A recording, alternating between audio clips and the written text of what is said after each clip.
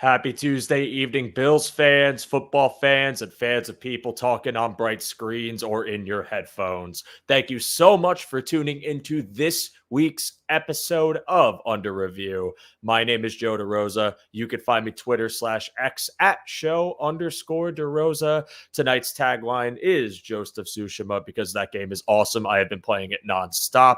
And there's a lot of cutting in that game. And you know where else there's a lot of cutting? The final roster. That's right, folks. Tonight's episode will be a final roster prediction episode. I am getting a little bit ahead of the curve on this as I will not be here next week, and I wanted to do it tonight and thought it would be a ton of fun to do. So I have been spending the past few days trying to come up with my list of my final 53-man prediction. It was really tough, but I think I have a solid foundation that I'm excited to share tonight with my guest, Mr. Uber Hansen, who is returning to the show once again in this offseason to join me as a guest. And the two of us will be going position by position on this roster to talk about who we think makes the cut and who gets the axe. So thank you all again so much for being here. And without further ado, let's go.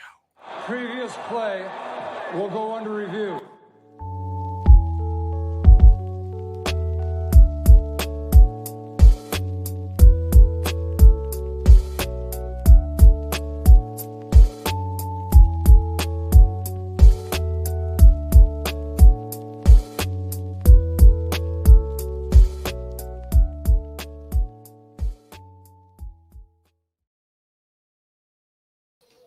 And once again, everybody, to the viewers of this show who are live, to the people listening to us after the fact on our streaming platforms, welcome. Thank you again for being here. If you are feeling kind, please feel free to drop a like on this video. And if you are streaming it on our platforms, feel free to rate it 5 stars, as that not only helps myself and the show, but our network out tremendously. Thank you very much. And people I am thankful for, people that I appreciate, Mr. Uber Hansen, welcome back to the show. Yet again, you've been here so many times this offseason. I got to give you like the official co-host title. But how you doing, my man? How is everything going? I am great. I talked about on my show yesterday, the Cover One Roundup, Mondays at 7 p.m. Eastern. We talked about how fun it is to have football back, but at the same time realizing like it's not really even football, and then also dealing with the exaggerations of everything that's happening is a little frustrating. But Football's back, and I couldn't be more excited for it. I agree with you. And yes, you bring up a great point, because football being back reveals some of the stressors you put away in your memory when you're in the offseason and there's nothing to worry about besides like who are they drafting. Once you see someone goes down in practice with an injury, you're like, oh my God, I forgot about this. This sucks. I am stressed again, and I have to deal with this shit for the next 5 months. And that's what we're going to have to do.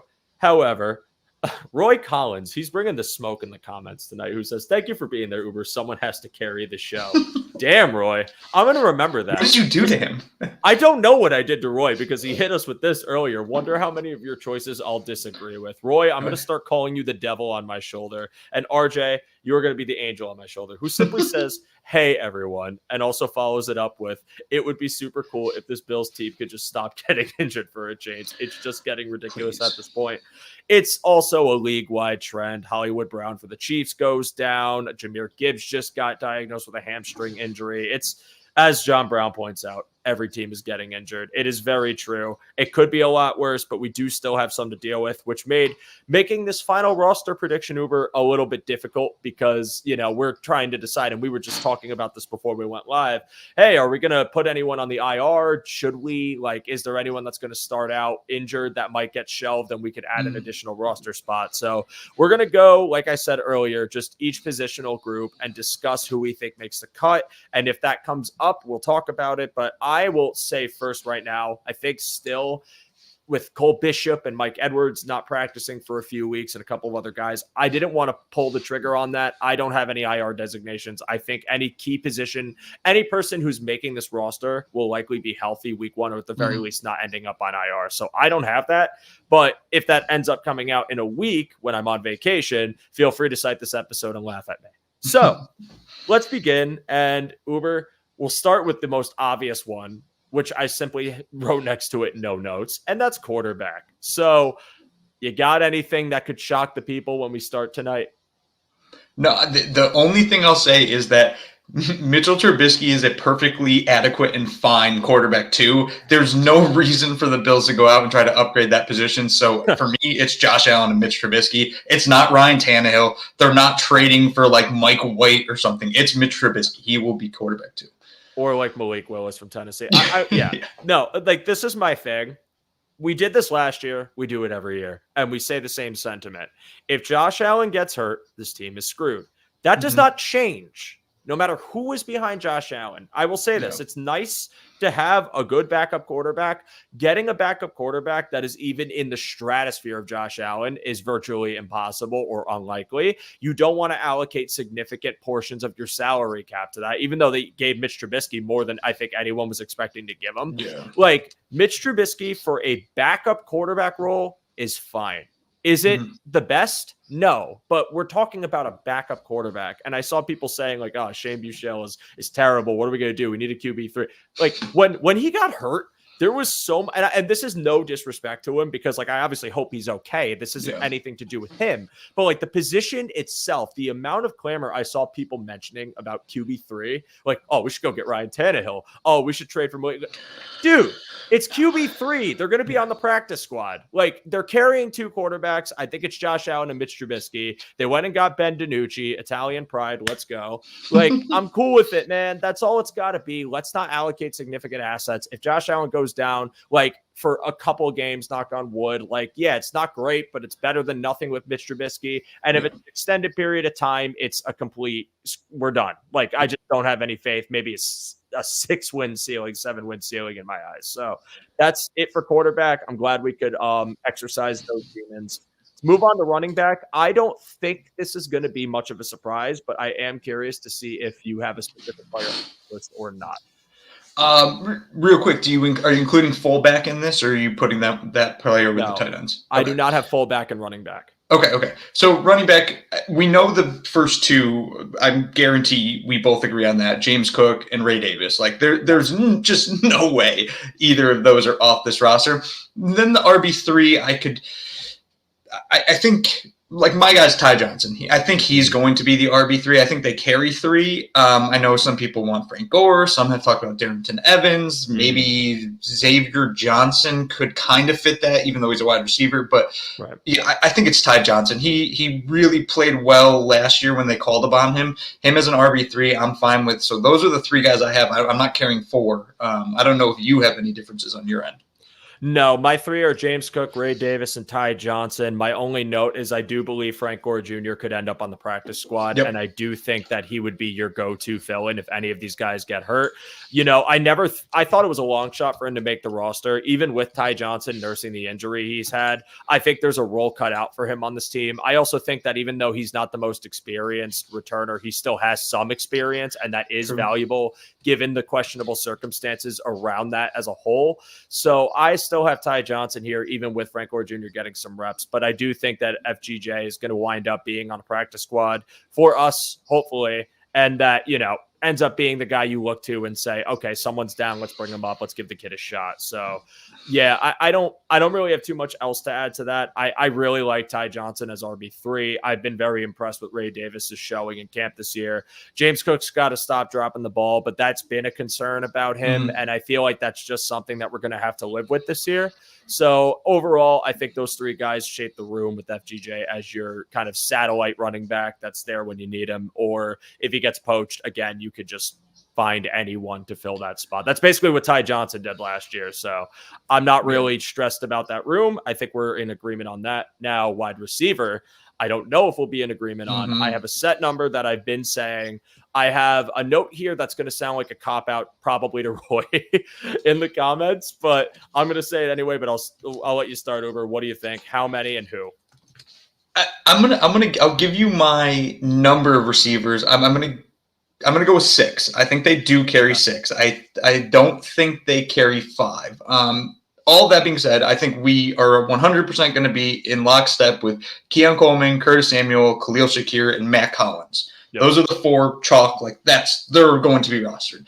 Now the bottom 2, at least for me, wonder if they're going to differ from either the bottom 1 or the bottom 2 for you. I'm guessing you have 5 or 6. So I'll let you go first with who you think it's going to round out, and then I'll give you kind of who I have there. All right, so I also have 6, and I also agree. Curtis Samuel, Khalil Shakir, Keon Coleman, Mac Hollins. My 5th is MVS, and I think MVS is, even though on a 1-year deal, I still think that the guarantee – I know that, and I said this before, OJ Howard's had guaranteed money and they cut him, but I just think MVS provides you with the skill set that I think you need, even if it isn't a perfect body, as much as it's the archetype for the scheme, where even if MVS has the same issues he had in Kansas City, even if MVS isn't the ideal person to have, it's an archetype fill-in that I think you could eventually replace maybe in the draft to come up. And I do think that because you want to include that skill set, you need the body that can do it. And I think MVS gives you that option. So I do think that despite inconsistency, as John points out, he is inconsistent. He does have drop issues, and I have seen it. Just through all the camp videos, with Alex reporting it. I understand that, and I do think it's a valid concern. It's been a valid concern, even though a lot of his drops are between 0 and 9 yards, if I remember Eric's stat. I think he's your 5. I think he's on this roster, and I think he's one of your boundary options. I just don't think he's going to get as many snaps as someone like Mac Hollins or Keon Coleman, but he'll be there. And this is where the cop-out comes in, Uber. I have 6. The note I have is Tyrell Shavers / KJ Hamler or whoever the hell can return a kickoff. That's literally what I wrote down. Because I feel like there's been a concerted effort to get both of these guys reps with the ones.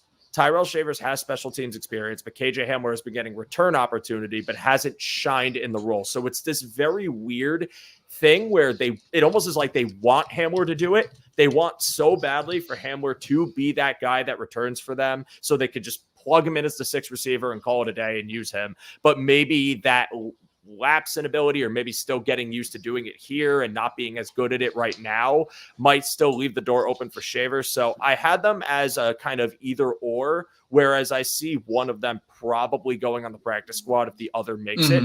I can't, and I know like this is again a cop out, but I can't definitively say who it is yet. I feel like in my gut, if Hamler has a nice preseason game with the return man duty this weekend, it's going to be his.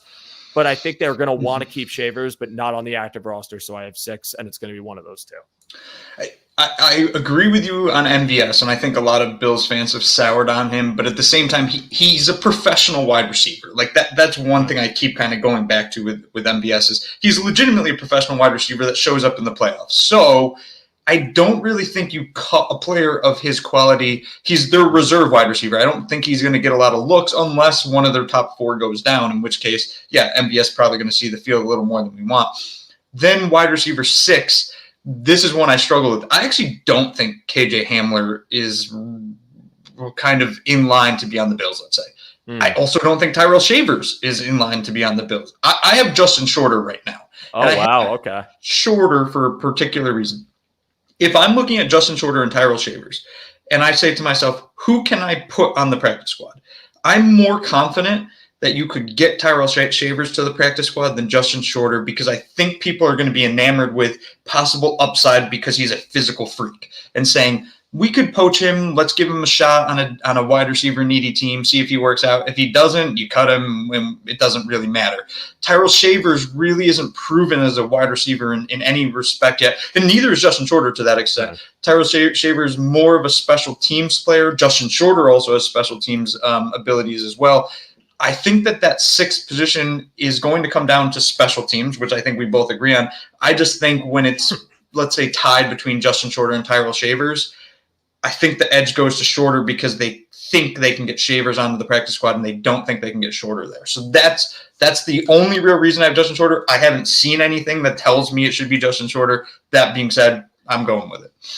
I don't think, and this is the first time I'm going to say this to you on this show, I don't think I agree with that. I don't think Justin Shorter has enough merit to make this roster right now. I think last year you gave him that kind of IR stashing, right? That like backside, let's put him on the shelf. Like we'll have him next year and see what happens. But I haven't seen anything.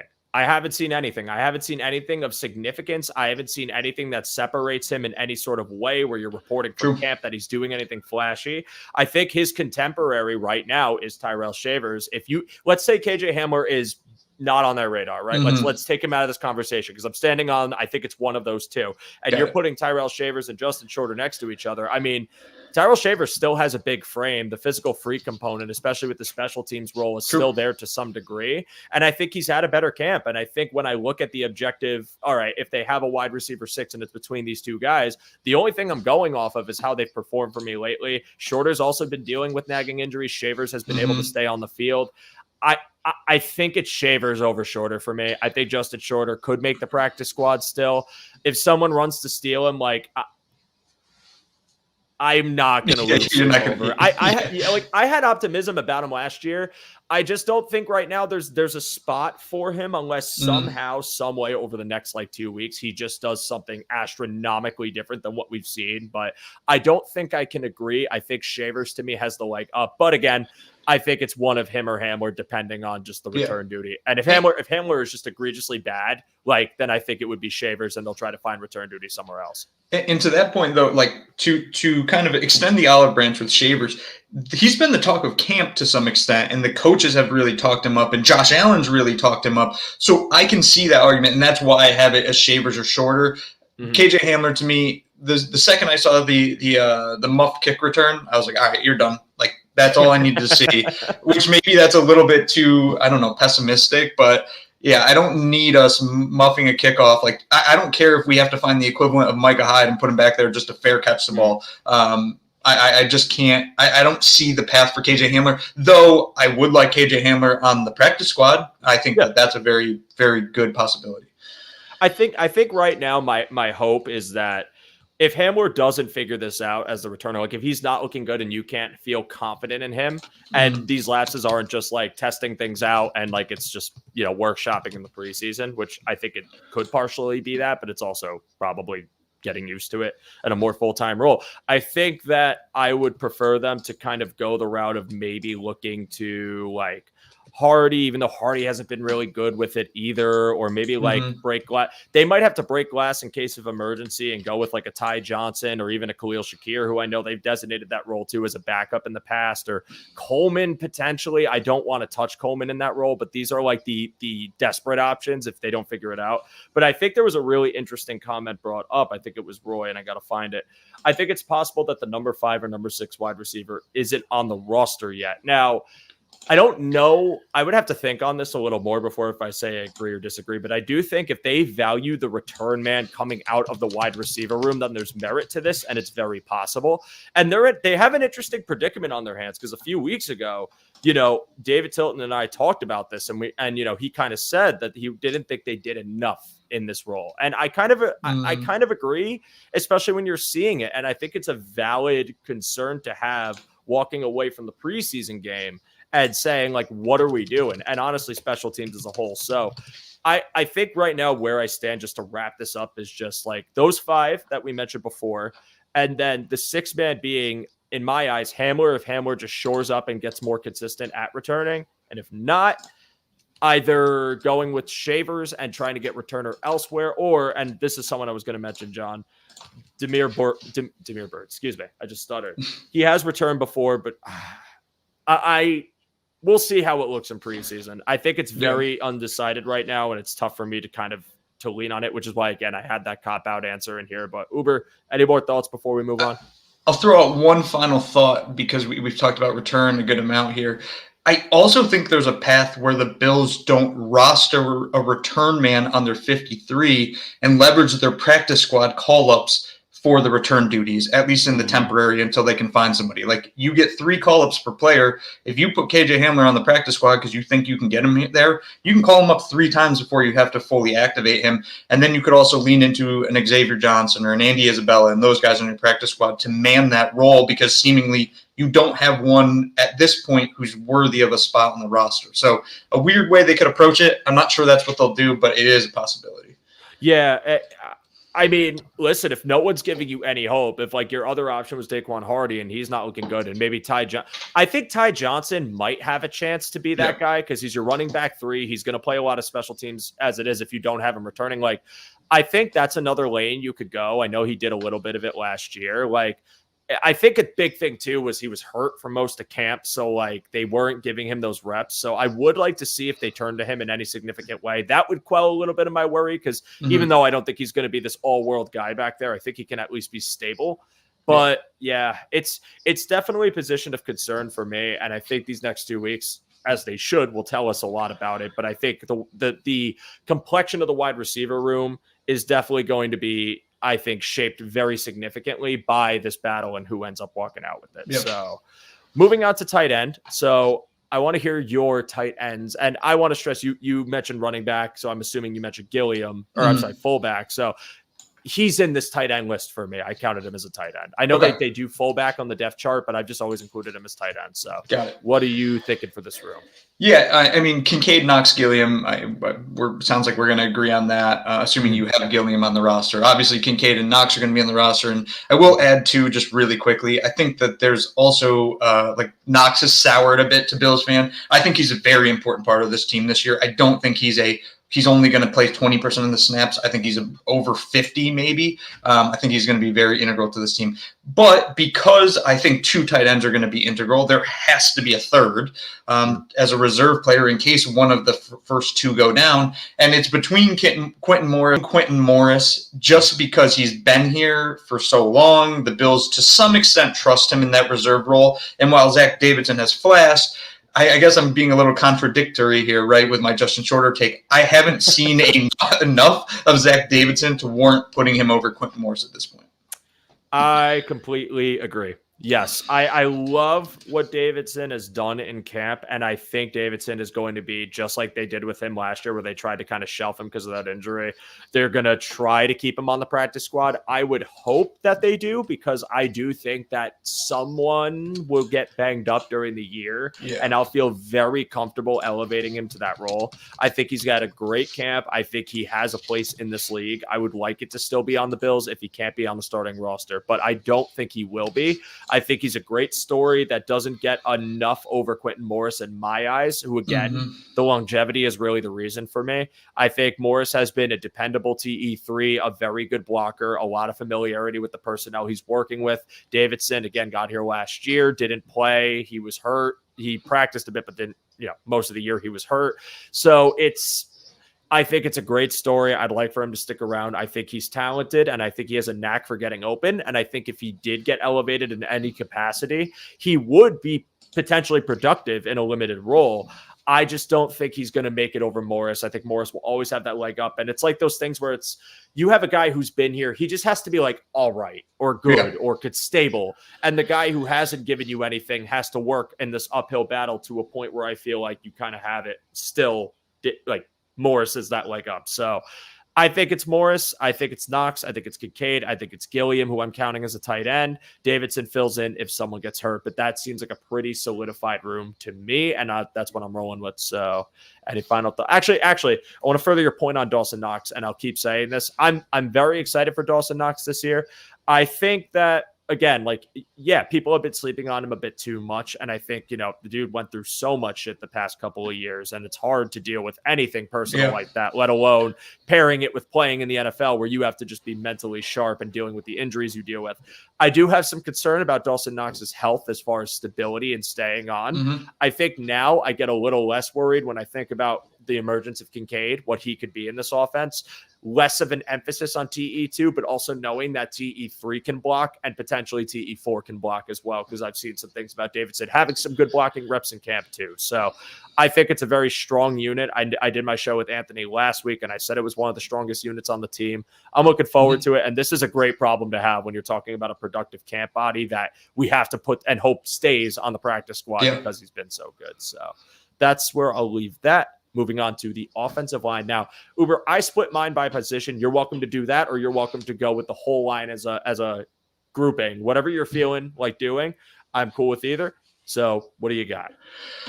When you say you split by position, did you split left and right side as well, or did you just go like tackle guards? Okay, so left and right side. Okay, I got you. I guess I'll start with left tackle. And I think that these two pretty locked in my opinion. Deion Dawkins, I tweeted out today, I think he's the best quarterback or best non-Josh Allen on the Bills offense today. That might not be true by the end of the season, but Deion Dawkins, starting left tackle, and then Ryan Vandemark. He's been there with the Bills now for a couple years, I think. Last year he got some playing time. The Bills trust him. He seems to be getting better and better by the year, so I think Vandemark's his backup. And that's the two quote-unquote left tackles I have. Totally agree. Yeah, I don't have anything to add to that. I think that's a pretty set in stone. Vandemark filled in for Dawkins when he was briefly down last year. I think what game was that? Was that Tampa? What game was that? It might have been was it Miami? No, it couldn't have been Miami. I remember Deion Dawkins' finger getting cut. It might have been Tampa. Yeah. It might Tampa, Miami. It was one of those. I can't remember, but he filled in and he filled in nicely for a couple of reps. I think he's had a good camp in his limited time. I'm totally comfortable with him as the backup left tackle. So I went with him. Next on my list is right tackle. I went tackle, guard, center. So it's probably wrong to do it that way instead of just going in the order of the line. But yeah, I mean, right tackle, what do you got for starters? Probably obvious, and depth. So starter Spencer Brown. And I still am on the boat of extend him now. I would extend him now, but I'm wondering how much money he wants. And he's rightfully earned the ability to say he wants a lot of money. He played really well last year. He's young, ascending, injury concerns be damned. But yeah, Spencer Brown starting right tackle. And then I kind of played around and thought in my head, what could it be? I have Tylen Grable, the early 7th round pick, making the roster as well to back up Spencer Brown. I do not have Grable as a part of the 53-man. I have him in the practice squad potentially.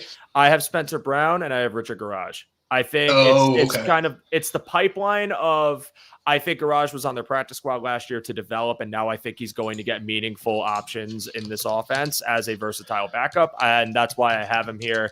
I just think Grable could be that same very thing. It's not really a knock on him as much as I just went with experience and a guy who's been here, guy who went through that change, who saw it firsthand, knows the guys in the room, and Grable's someone that I think you could stash as a developmental guy for Cromer to go back to the lab after game day and work on, and you know, make his finest parts the same way he's got Clayton in that lab, which I think Clayton's going to get that exemption, that international exemption. So he's just going to be able to sit in the background and just get worked on for a year before he could play. So those are mine at right tackle. But again, I could see a world where Grable, maybe they really like his traits, because I do recall him having some pretty nasty, good athleticism and just ability.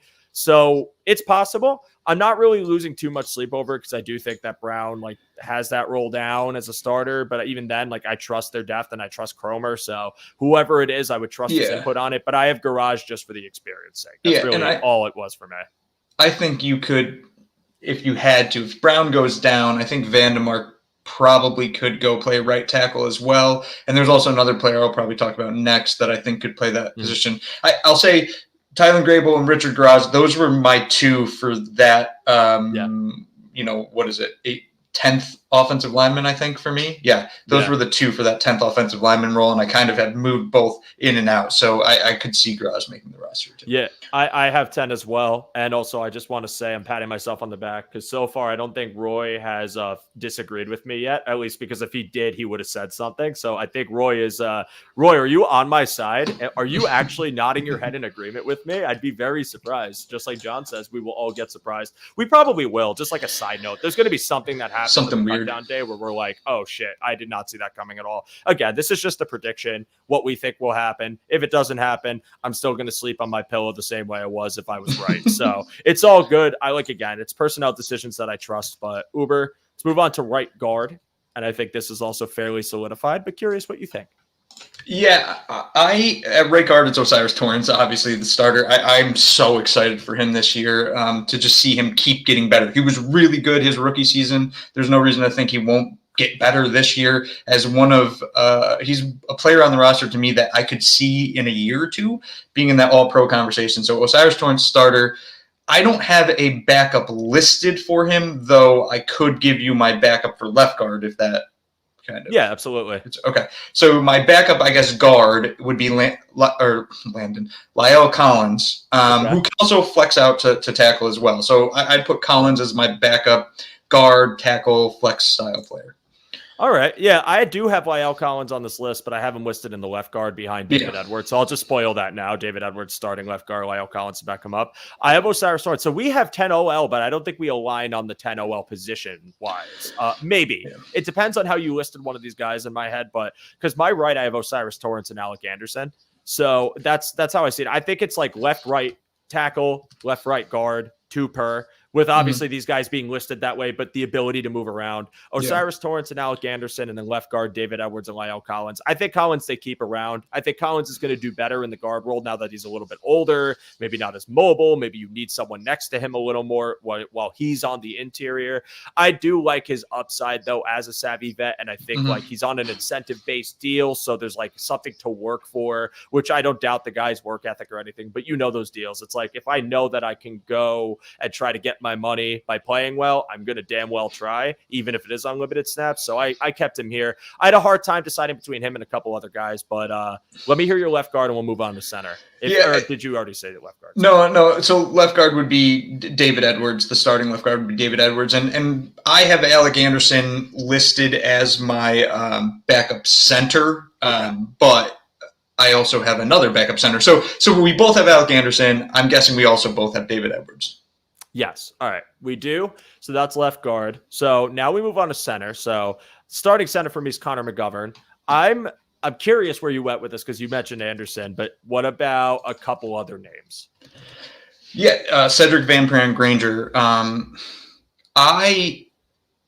want to see him get snaps with the 2s this week. I really want to see that because I think that SVPG kind of earned that after the first preseason game. And I think he could kind of jump Alec Anderson in the hierarchy of the center position, in which case I would move Alec Anderson to the backup right guard or, flex middle interior guy. I also still think there's a legitimate path where we could see Van Pran Granger starting at some point this season at center if the left guard center thing doesn't work out. So my 10th guy is Cedric Van Pran Granger.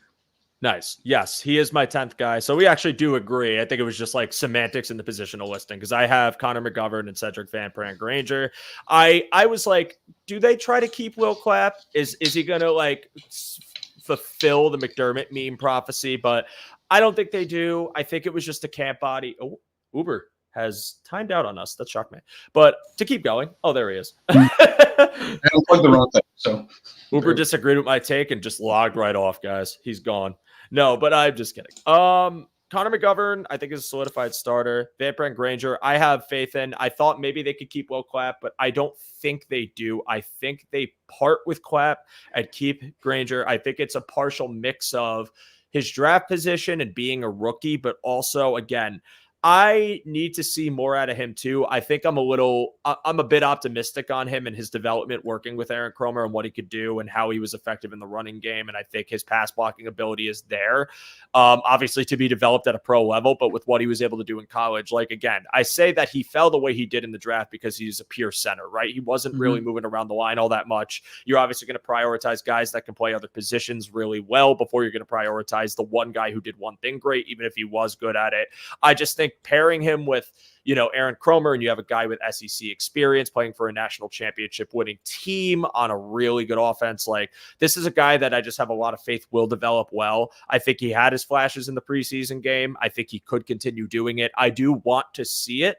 So I understand maybe people being reserved about, well, is he going to end up being there? I don't think he is going to go to the practice squad or anything. I think he makes this roster. I think the youth, the fact that maybe they try to work him up to guard, also Alec Anderson being another center option if you need him to be, if you don't feel totally confident in him, gives me the option to say he'll be here. So I think McGovern, Cedric Van Pran Granger, and counting it again, I have 10 offensive linemen total, and I think you do too as well, Uber, right?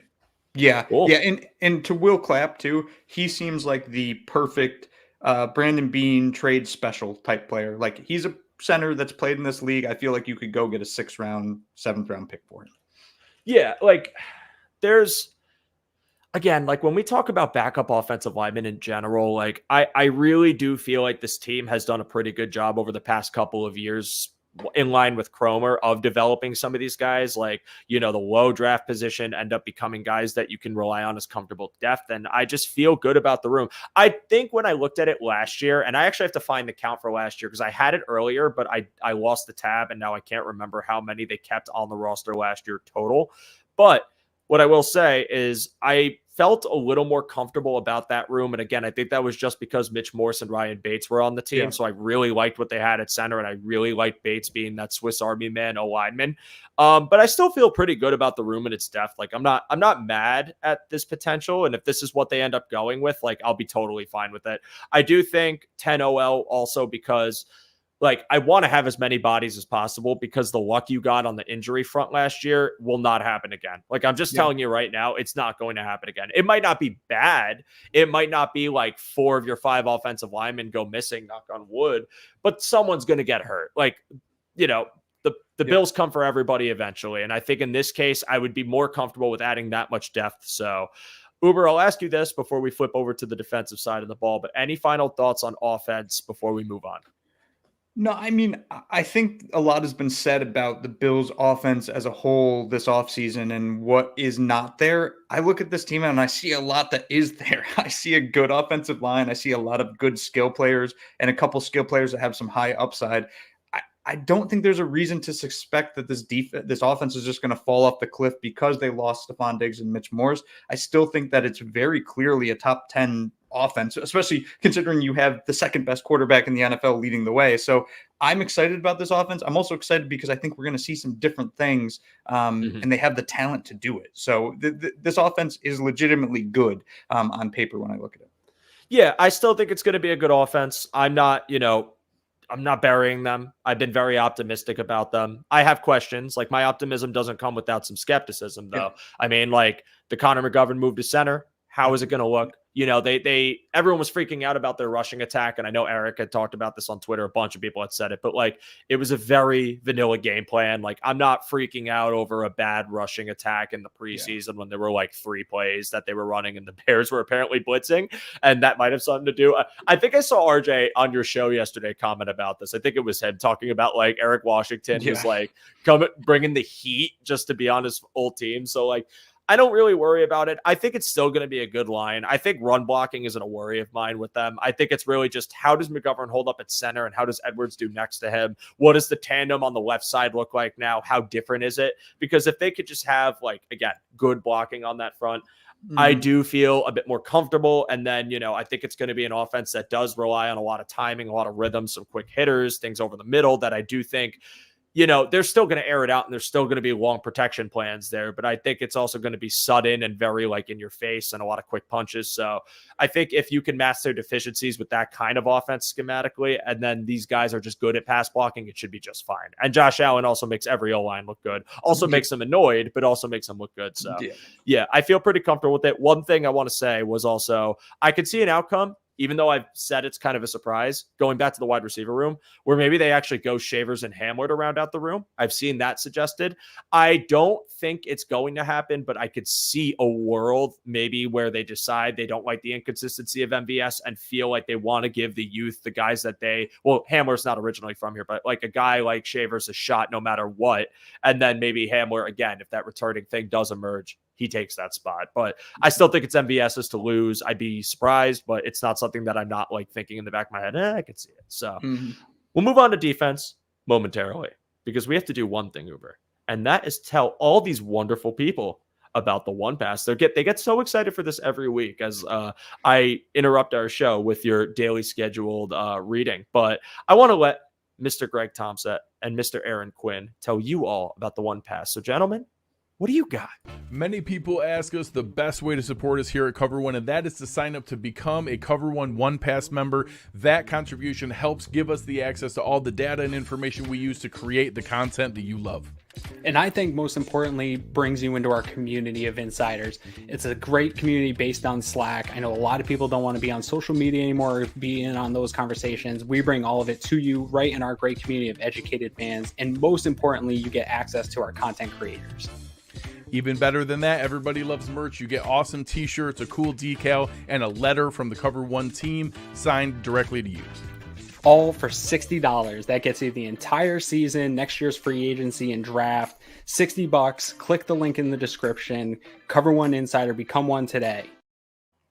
Yes, my dear friends, for just 60 gold doubloons, you can become a One Pass member. That One Pass is the lifeblood of our network, as it allows us to have all of the access to all of the resources to provide all of the content that we give to you in our shows or in our articles on a day-to-day, hour-to-hour, minute-to-minute, second-to-second basis. So if you are interested, the link is in the description below. And I have said this for the past few weeks, but if you are visiting our show for the first time or might not have been able to catch the message, now is a great time to be a One Pass member. And do you want to know why, people? I could tell you why. Because if I get this transition right, let's go. I did it right. We are giving away 2 Keon Coleman jerseys to two lucky people. I don't know how I messed that up. 2 lucky people who sign up for the One Pass. So if you are contemplating, pondering, toiling over the decision to become a One Pass member, let this beautiful jersey be your chance. Let it be your guide. Let it be your opportunity to become a One Pass member. And as we mentioned the past few weeks on the show, we have migrated over to Discord. We are no longer on Slack. We are updating that as we speak, I believe. Oh, no, I have to figure this one out. There we go.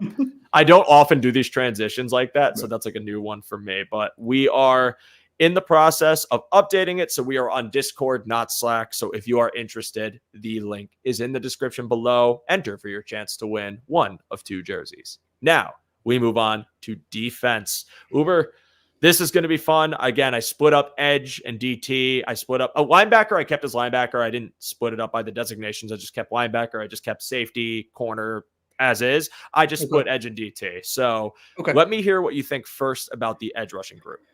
Yeah, I have 5 edge rushers, or DEs, so however we want to refer to them as. I think a couple of them are pretty chalky. Greg Rousseau, AJ Epinesa, Von Miller. I think those are the 3, no matter what, they're going to be on the roster.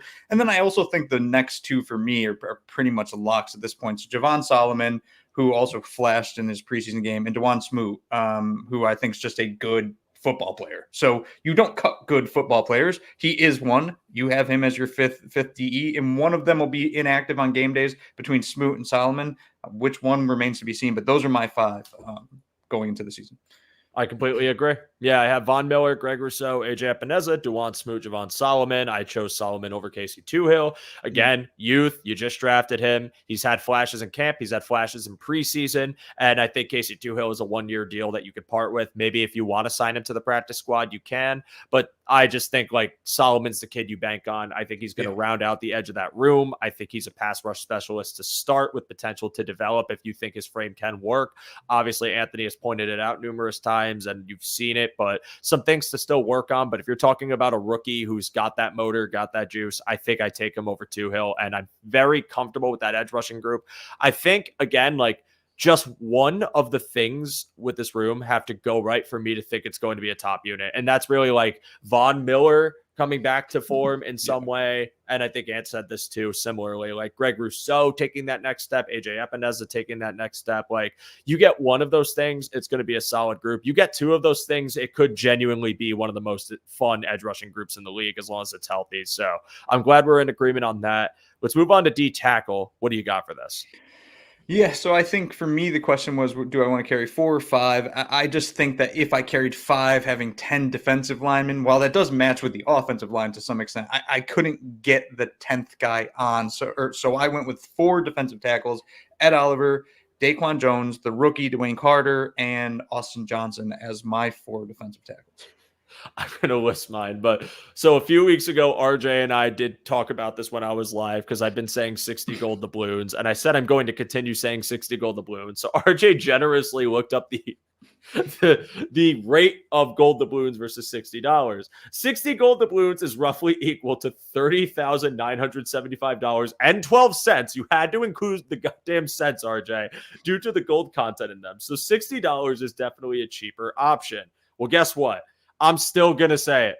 Yes, I'm wrong. I understand there's a difference. I'm still saying 60 gold doubloons. $60 does not sound nearly as fun. If you'd like to find something that dollars translates to that's a more fun currency and more accurate, feel free to do that in the comments and I'll follow suit. But that's funny. He followed through with that. But yes, DT, I have 4. I have Ed Oliver, Daquan Jones, Austin Johnson, Dwayne Carter. I thought about keeping Robinson on here. I decided not to. I decided not to do it because I just looked at each group. I looked at what would I be the most comfortable parting with when it comes to backups? And then I looked at where Robinson was listed in the depth chart versus like other guys on this roster and like what does he bring to the table? And I also thought about DeJuan Smoot, who I think can kind of you need another interior presence. It's not his primary position. He can rotate around, but I think Smoot's versatility kind of offsets the need to have 5 DTs. And I feel like last year when they started the year, I believe they carried 5 because I think it was Ford, Phillips, Daquan Jones, Ed Oliver, and Tim Settle. But Von Miller started on the pup. So it was also a little bit of a different complexion in that room as well. So I'm comfortable with 4 DTs and Smoot kind of being that tweener guy that, edge rusher, but goes into the DT room as well. So we're in agreement on a lot of this tonight, Uber. I love this, but I think there's not really much else to say. Do you have anything before we move on to linebacker?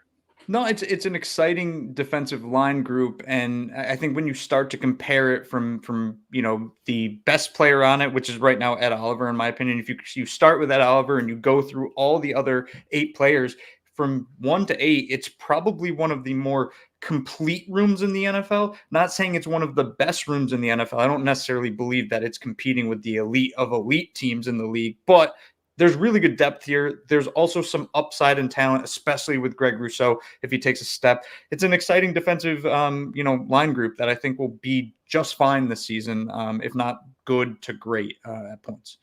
Yeah, firmly agree. It's a health thing for me. I think health really messed them up last year, and I think it's been kind of a consistency that I do worry about. I think it's my biggest concern with both of these rooms. Like, can they stay on the field? Because Greg Rousseau gets a foot injury the year before. He gets a lower body injury that sidelines him for some time. And it's not just the injury, it's also the effectiveness post-injury. AJ Epineza, he goes out with this rib injury, and he doesn't look 100%. Von Miller, obvious. We all know what happened with that. And then Daquan Jones, Terrier Peck, like, there's a lot of things that happened these past couple of years on the injury front that just lead me to be concerned about it. But if you do get a good health year, if you get what you got for the O-line, for the D-line, which is obviously not realistic to think about, but let's say they did, that room's solid. And I see Walter's comment here. What is going on with Ngakoue? He seems like a no-brainer type of signing, bearing no injury concerns. I'm not comfortable with Epineza. Ngakoue is still relatively young. He's 29. I think the room's rounded out. And honestly, like, my thing with Epineza post-injury wasn't the same. Pre-injury, he was having his best year of his career. And that was on a very limited snap basis, rotational basis, because you had guys like Leonard Floyd in the room and the ghost of Von Miller still taking some snaps. So he had to share that.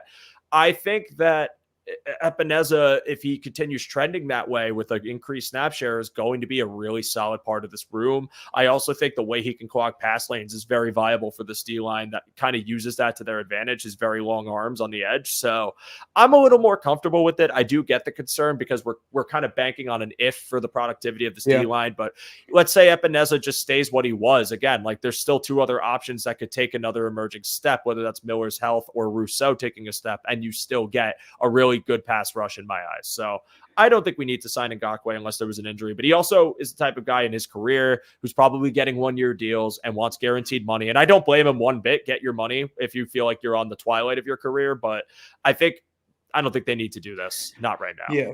And it also goes to roster construction in general. Like, I get the interest in Ngakoue, but if you're looking at the roster as it stands right now, you can't really fit him onto this roster. It doesn't make sense. Like, they already have 5 defensive ends. So unless you think Ngakoue is significantly, and I mean significantly better than Smoot, you're not going to sign him because there's nowhere else to fit him. You can't carry 6 defensive ends. You'd have 2 inactive every single week, which is just a waste of your inactive positions and a waste of a roster spot.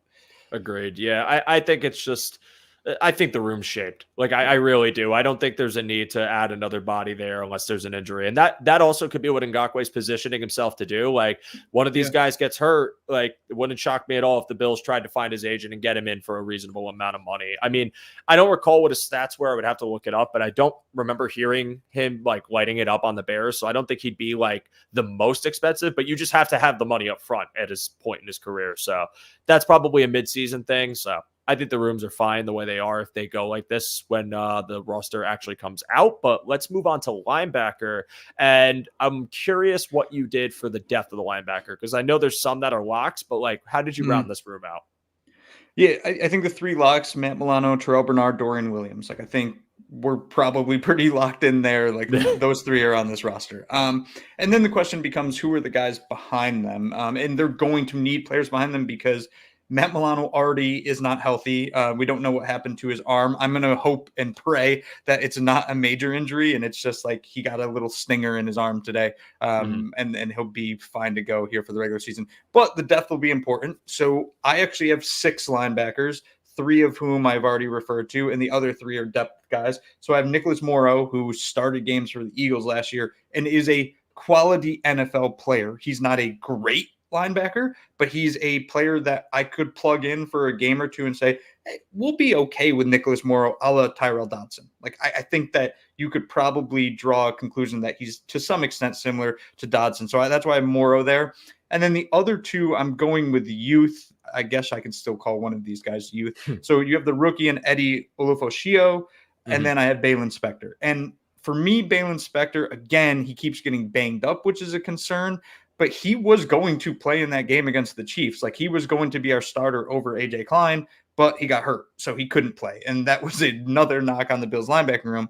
I think he still makes the roster because I think he's a quality linebacker. I think he can also play special teams along with Ulofoshio when they need them to. So those are my 6, the 3 depth, Morrow, Edefuan Ulofoshio, and Balin Spector. Yeah, I didn't include the vets. I didn't include Morrow. I didn't include Deion Jones. I'm kind of rethinking it a bit because I would like to keep one of them. But the other 5 that you mentioned, I do have. I have Terrell Bernard, Matt Milano, Dorian Williams, Balin Spector, Ulofoshio. I think, yeah, it would actually make sense to keep the vet, but I just decided to roll with the 5 for now because I felt like that, again, it's the youth. It's the fact that they drafted Ulofoshio where they did. Do they keep him on the practice squad? Maybe. I know Tilton mentioned something about maybe the IR stashing potentially, doing that trick that they did with Shorter for him. If this red non-contact jersey injury, whatever it was, I think it was a shoulder, I'm trying to remember, a rib, something along those lines. If that lingers and you maybe want to get away with like the IR when they do cut down so they can keep him on the roster, that wouldn't shock me. And then if that was the case, I think you definitely turn to a vet. And I think it would be one of Jones or Morrow, depending on who you're more comfortable with. I think it might be, I don't even know. I feel like Morrow, maybe because of previous experience and maybe because he's a little bit younger, but like, again, he's been hurt. So that'd be hard for me to say. But like right now I'm going with Bernard, Milano, Williams, Spector, Ulofoshio, and we'll see what they end up doing with the vets. Maybe stash one on the squad if you feel like you need to. I had Joe Andreessen on the practice squad, maybe potentially going there. I feel like he'd want to stay with his hometown team if they gave him the shot. So like that seemed like one that was kind of obvious. So yeah, I have 5, but I could definitely see the world where they go for the vets. So I am comfortable with the room. I think your points are great. And any final thoughts before we move on to safety? With Andreessen, I think that would be so. I truly hope that happens for him. I don't know if it will, but if he can make the practice squad, being like the hometown guy, there's a legitimate path to play in a real NFL game if you're on the practice squad with the call-ups. That would be so cool just to have him there. And maybe, honestly, I've talked about vibes all off season. Maybe just having him there for the vibes is a beneficial thing and gets the fans riled up and all this fun stuff. On top of it, he's kind of been, working his ass off to some point. So maybe he finds his way into the practice squad. That'd be a really cool thing. That would be really cool. I think he's more than earned his like opportunity for that. I think like a feel good story is something that you can always look back on and be like, I'm glad they did that. Like you talk about the vibes, like, yeah, that does matter, man. Like that is important. That is something that like I think a team can rally around. And even though I don't think it's going to be like the back, like I'm not trying to blow it up to be something it's not, right? Like I'm not saying that this is going to be something that changes the complexion of the Bills year, but like it's cool to have a hometown kid or at least a kid who played locally, like be on the Buffalo Bills, like, and just have him there and someone that you know is going to play his ass off for the team that gave him a shot. Like, why not? Honestly, like, that's my question. Why not? Like, the worst case scenario is you call upon him to be a special teams player. And if he ever has to actually play meaningful snaps, that means everything else is fucked as it is. So, like, I'm not going to really look at it and be like, damn, I can't believe he messed up a play. Like, this kid is a rookie. Like, if he's playing you don't want him to play meaningful snaps unless he's truly showing out in a way where he deserves that role. So I'm rooting for him, practice squad. If he somehow ends up on the active roster just for special teams duty, that's fine with me too. But I like this comment from Walter real fast. You know, it would be a feel-good story, a Super Bowl. Yeah, that's right. Yes, I agree. What were you going to say? I did just want to add, I realized as I'm looking through my roster, I do have a mistake. So I am taking Balin Spector off of my list for linebackers. He is not one of my 53. He's a practice squad guy for me as well. So Balin Spector removed from the linebackers. So we differ there on Nicholas Morrow and Balin Spector. We interchanged those two. Yeah, I think for me, if I was choosing between them, I'm going Spector. Again, just familiarity, worked with the coaching staff. Like, it's all about who's been here. Like, these changes, like, you got Nicholas Morrow learning an entirely new playbook. I mean, you have Bobby Babich taking over, so that does have some weight, but I still think it's McDermott's defense. He knows it. He's been here. Like, that's kind of it for me. Like, I don't really need to see anything else out of that, but, like, you never know. So, but again, if they want to choose the vet and put Spector on the practice squad and break glass in case of emergency, I would understand the decision. It's not going to hold too much weight in my eyes, but let's move on to safety. So mine is, I'll spoil this, I have 5 if you include Cam Lewis. So if you want to call Cam Lewis a corner, then I have 4. So who do you have for your safeties? So this is why I had to make the Balin Spector change, because when I initially did these rosters, which I hadn't updated the sheet in a little bit, I had left a certain player out. I'll get to that player in a second. So Cole Bishop and Taylor Rapp are locks to me, undoubted locks. Like, you're going to keep the rookie and you're going to keep Rapp.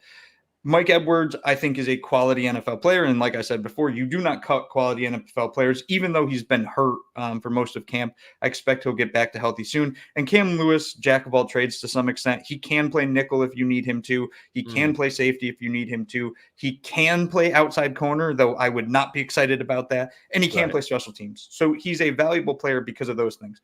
And the 5th guy, just because of what I've seen in the most recent game, what I've heard from practice, which I'm stunned that this is the case, it's Damar Hamlin, who I've been outspoken how much I think that he's still a good NFL player, though I have constantly questioned how can he possibly be doing this, the mental ability to go through what he did and then come back to this team and come back to this league and still compete, though some people argue he hasn't been competing. He could legitimately be the starter week 1, and what an incredible feel-good story that would be, and one where I'm not going to absolutely panic if he's the starter. I think, again, quality football player is a fair term for him. I'm impressed with him, so I have him in as my 5th safety, which is where that move from linebacker from 6 to 5 was what came from. Like I said, I had 5 if I included Cam Lewis, and my list is Damar Hamlin, Taylor Rapp, Mike Edwards, Cole Bishop, and no order of death if they're all healthy. We talked about this before we went live. I don't think they're going to put Cole Bishop on the IR. I'd be surprised if they did. I think the same would go for Edwards. I think these guys they did get banged up. They did get hurt, but I think they have an opportunity, just given the timing of their injuries, to come back and play. It really just depends on severity, but I think given the fact that they haven't really, like, they got Kareem Jackson and they got, I can't even remember the other safety they signed from the Rams. Maybe they turn to one of them as depth, but I feel like Bishop is going to be able to play week 1.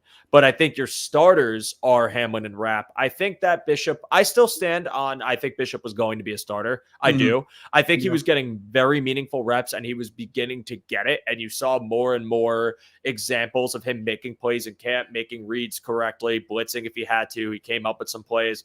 Then he gets hurt, and that derails the whole thing. So I think now Damar Hamlin, who has the experience and has been in the room, is going to get that spot. And yeah, Hamlin was quality. Like, my thing is, excuse me, I don't think the safety room to start is going to be nearly as good as it was in peak Hyatt and Poyer.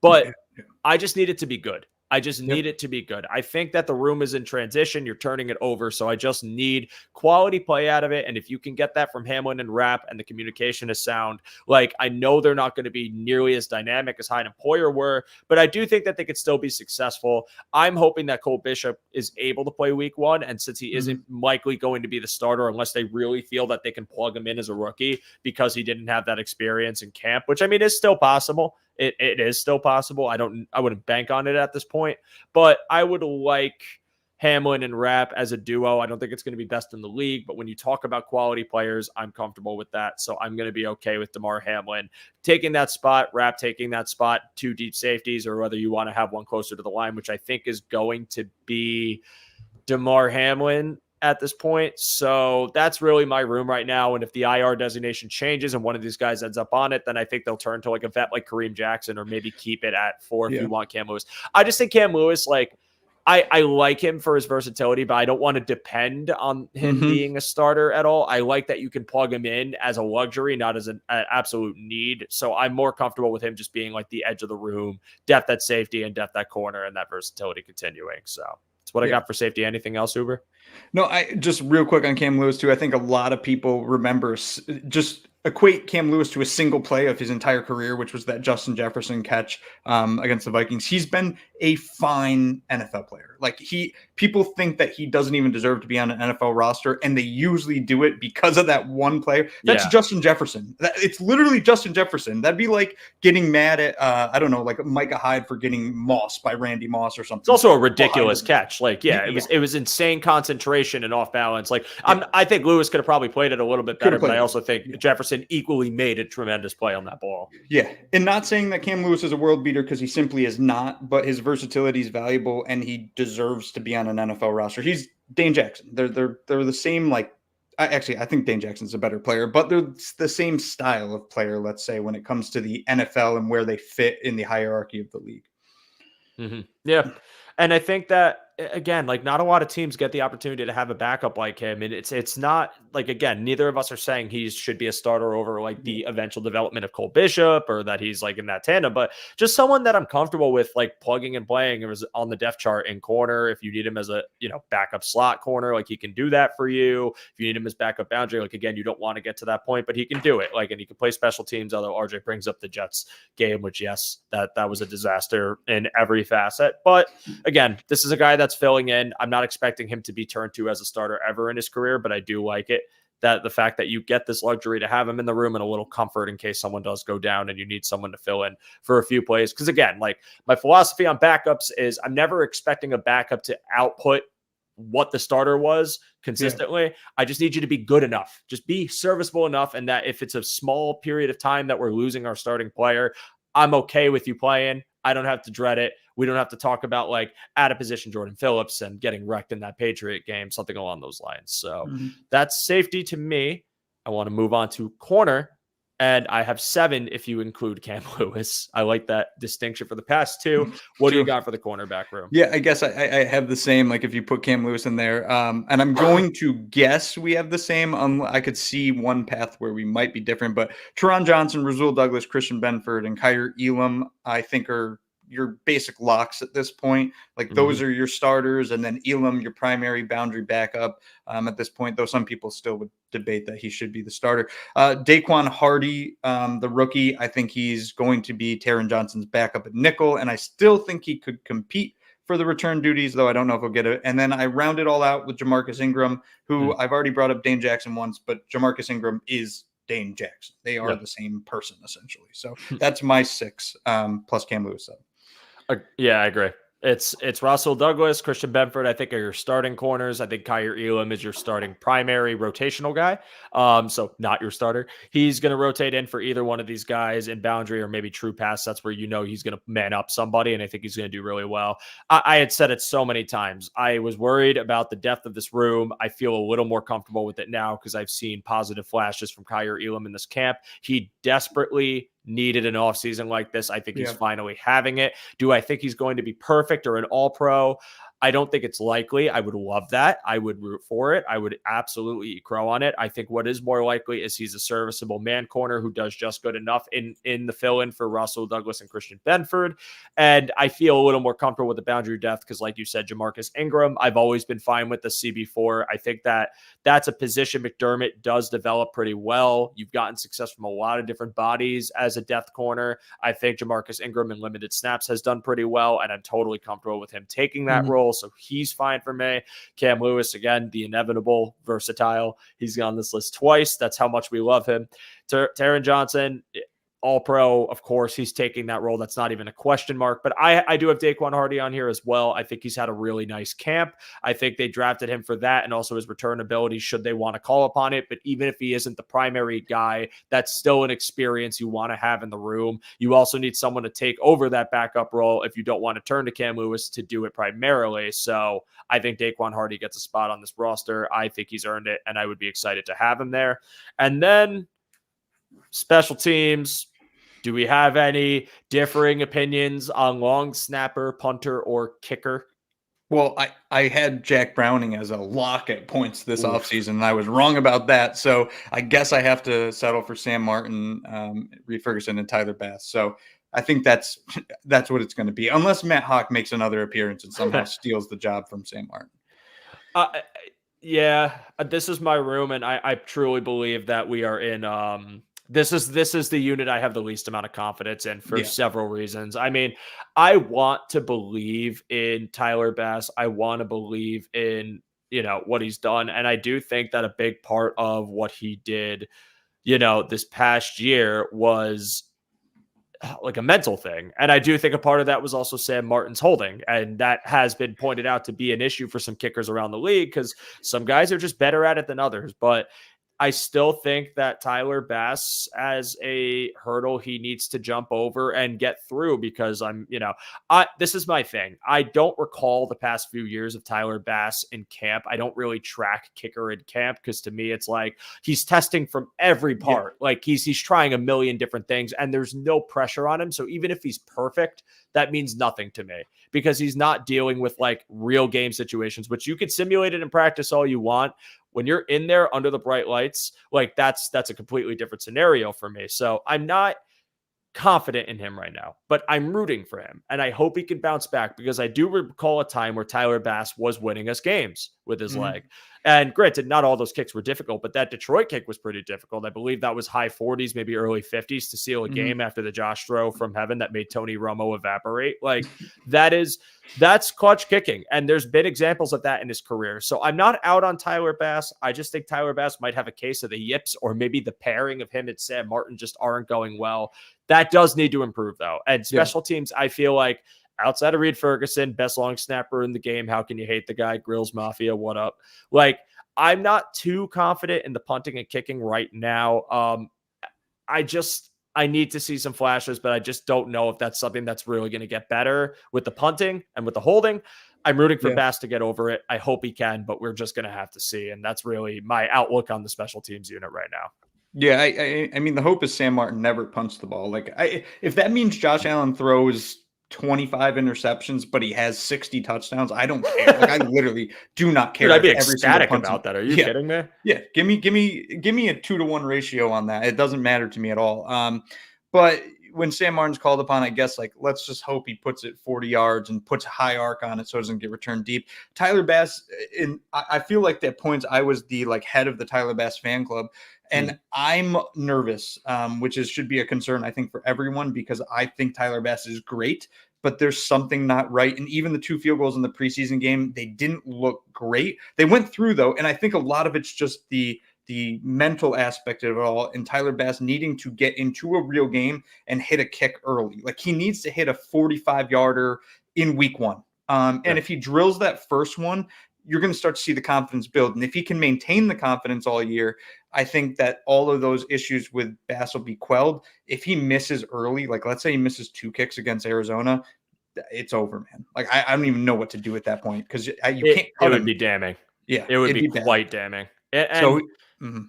Sorry, go on. I didn't mean to cut you off. I was just going to say he's he's a player of the, the primary starters on this team. He's the one I'm looking at right now saying, I don't know. I don't know. It's like him and David Edwards, which is the weirdest thing, right? Like it's who are these two guys that I'm so like, I don't know about these two players. I even trust, whether it's DeMar Hamlin or Taylor Rapp or Mike Edwards, I trust those guys more than Bass and Edwards at this point.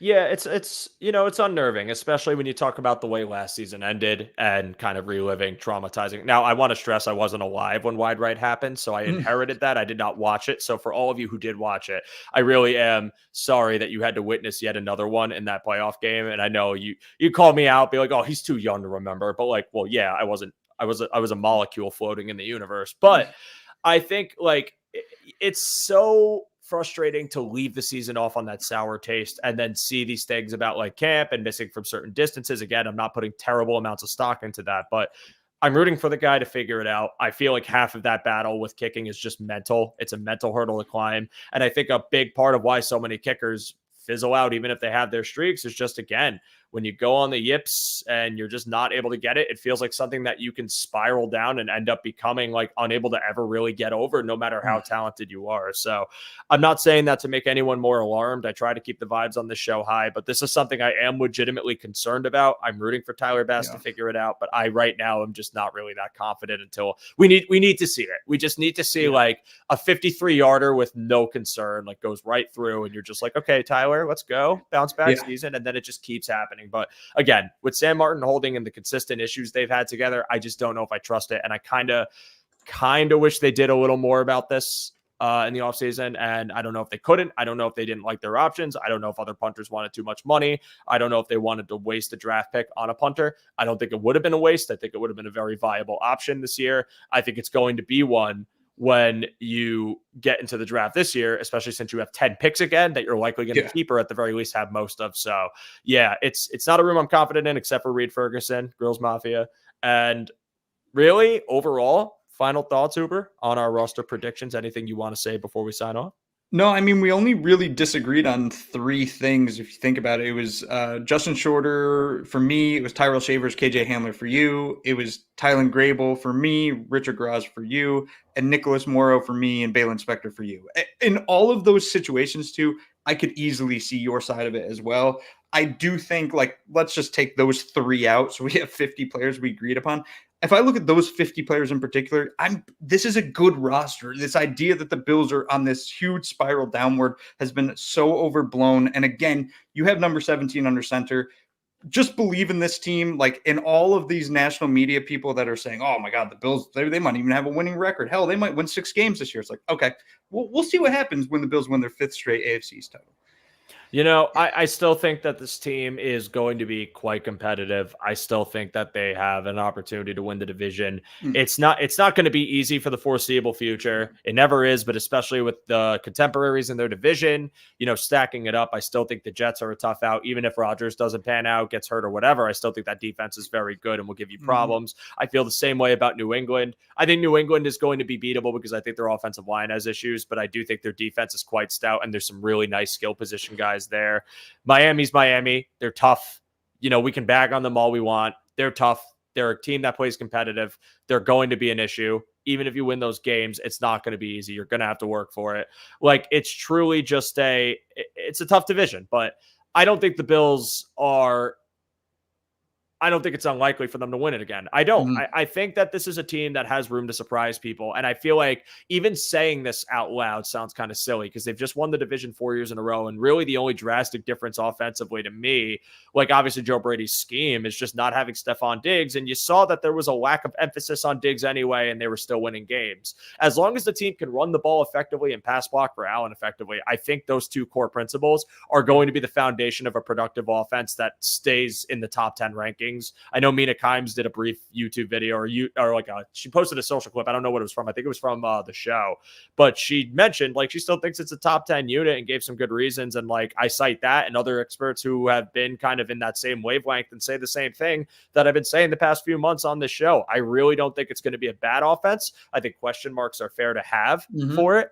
like totally. Like, I'm not sitting here telling you it's the best wide receiver group in the league, but I don't think evaluating the Bills based on their wide receivers is the same as evaluating a team that relies on solely their wide receivers more than their rushing attack. It's not the same thing. Like, this offense has a myriad of pass catchers, a myriad of skill sets that they're using in different ways that I feel like ranges to a more versatile approach than some other teams in the league. So it's, you know, again, people are I feel like the preseason game, if they won, the vibes would be at a what's the word I'm looking for? Like not an unfair high, but you know what I mean? Like a deceptive high. Yeah. Like, people would be feeling so good about this team, even though it was a preseason game. But because they lost it, I feel like the vibes are down. And I'm like, dude, it's preseason. It's preseason. This roster's taking shape. I'm excited for it, whatever they come up with. And we will find out in a couple of weeks. And I wanted to do this episode tonight again because I will not be around. I know Roy asked, where are you going on vacation, Joe? Roy, I will not disclose that live because I do not want you to find me and tell me how much you disagree with me in person. You ain't getting that one from me. Or as Bruce Nolan says, nice try, FBI. But I will give you this hint. I will be in the sunshine, enjoying some time with my wonderful family. But that's it for us tonight, everybody. Thank you so much for tuning in. Again, if you like the show, if you like what you heard, watched from us, feel free to drop a like. Feel free to, if you're on audio platforms, drop 5 stars. If you are interested in the One Pass, the link is in the description below. I do want to read this comment from Walter. Sorry, Uber, real fast. I don't see how you can have a top 10 offensive unit when you don't have a top talent on your offense besides your quarterback. Doesn't check out to me.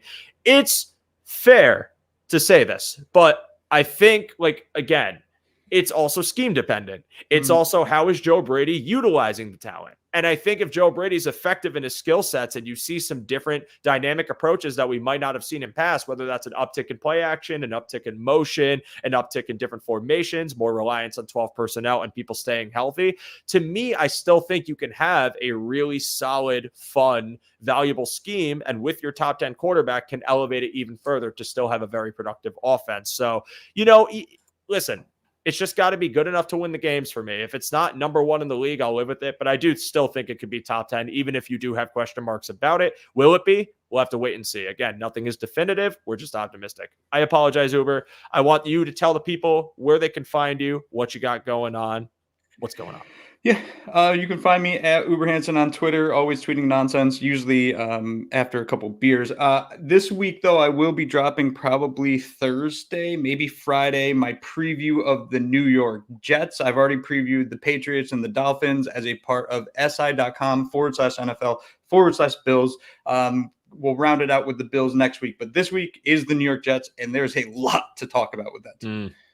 There is a lot to talk about. I'm sure Jets fans are going to be very excited to talk about it in your mentions when, like the many Dolphins fans did. Which I think those analysis are really fun to read through. And I know, like I want to reinforce this. It's not like Uber is just going on Twitter or like hearing what people are saying. And basically, like, he does the deepest dives into these teams that he can to give a fair preview. And you guys should be checking these articles out because very informative. Give you some context on who's in the AFC East and what they're doing, what's going on. I encourage you to read them. Check out his work. Check out their show every Monday night. Check out the Sports Illustrated partnership we got going on. Those guys are awesome. A lot of familiar faces in that group as well. But for me, my name is Joe DeRosa. You could find me on Twitter at @show_DeRosa. Tonight, we say Joe revoir to all of you. Thank you so much again for tuning in. If you are watching us after we went live, feel free to leave a comment, leave a like. Again, description, One Pass sign up link.